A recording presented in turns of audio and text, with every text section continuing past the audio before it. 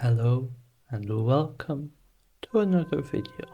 Today we'll be taking a look at the abolition of serfdom in Russia in 1861.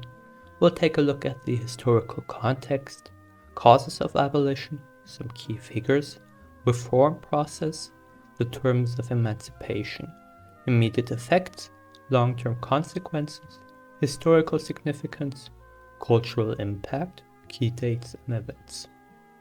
First of all, of course, let's take a look at the historical context. Well, by the 19th century, around 1/3 of the Russian population were serfs, tied to the land and subject to the will of their landlords. The system hindered economic development and exacerbated social inequality. There's a book on this by Richard Pipes. It's called Russia Under the Old Regime. He provides an overview of the socio-economic conditions before the reform.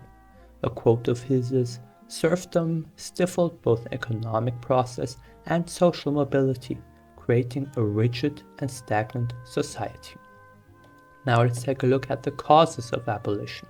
Well, first of all, there's the Crimean War from 1853 to 1856. It exposed the weakness of the Russian military and economy, highlighting the need for reform. Enlightenment ideas and growing intellectual opposition to serfdom were another factor because they influenced the elite and the intelligentsia. There was also, of course, some economic pressure.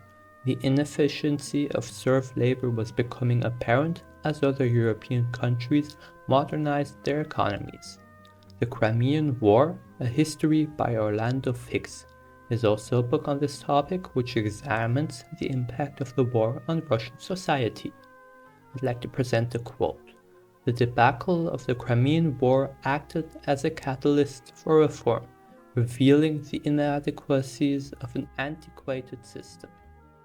Some key figures were Tsar Alexander II, who was the primary figure behind the emancipation reform, motivated by both pragmatic and humanitarian reasons.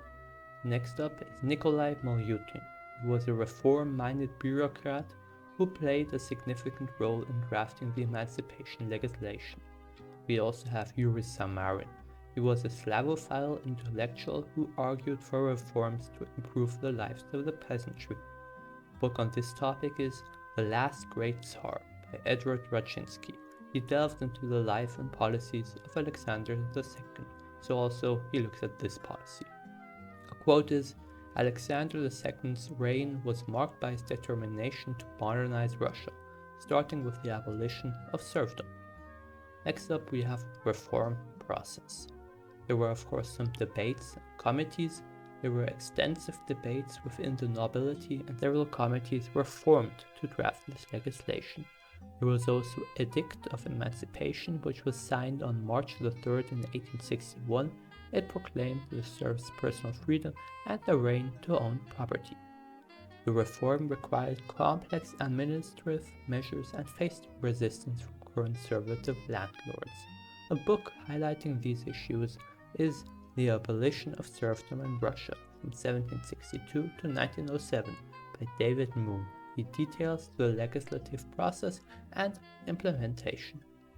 He states that the path to emancipation was fraught with contention and compromise, reflecting the deep division within Russian society.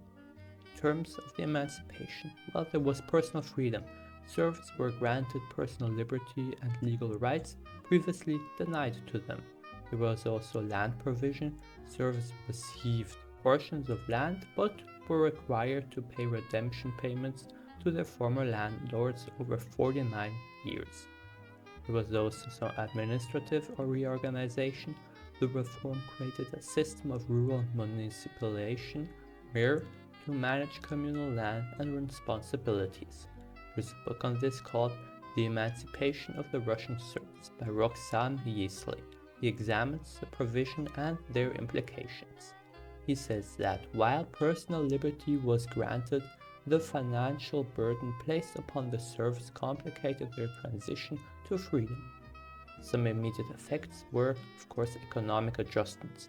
The reform led to initial economic instability as both landlords and former serfs adapted to the new conditions.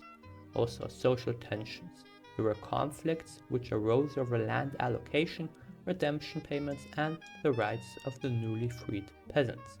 Some long-term consequences. There was agricultural change, gradual improvements in agricultural productivity as peasants became more invested in their own land. Additionally, we have industrial development. The liberation of labor contributed to the growth of industry as former serfs sought employment in cities. Last up is political activism. The dissatisfaction with the terms of emancipation fueled radical and revolutionary movements in subsequent decades. A book highlighting this is called A History, edited by Grigory L. Fries, which covers the long-term impacts of the reform on Russian society. The quote, "The emancipation of the serfs laid the groundwork for profound social and economical transformation."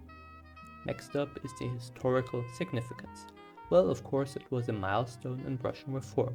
The abolition of serfdom marked a significant step towards modernization and reform in Russia.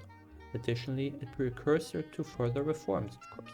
It set the stage for additional reforms in the judiciary, military, and local government.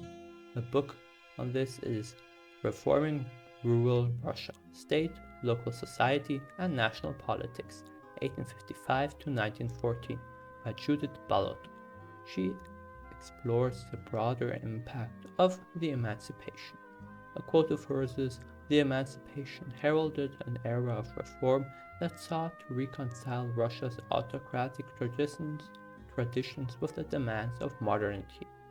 The cultural impact, well, of course, in literature and art. The plight of the serfs and the complexities of their emancipation became central themes in Russian literature and art. There was also some public memory. The reform is remembered as both a monumental achievement and a symbol of incomplete justice.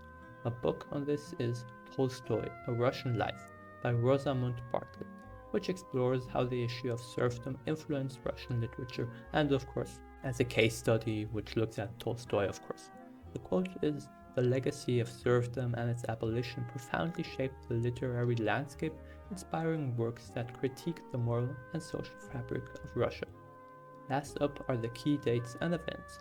1857, establishment of the Secret Committee on Peasant Affairs to begin drafting the reform. March 3rd, 1861, official signing of the Emancipation Edict by Tsar Alexander II. 1861 to 1865, the initial phase of implementation and the beginning of redemption payments. Thank you for listening. That was all. Bye.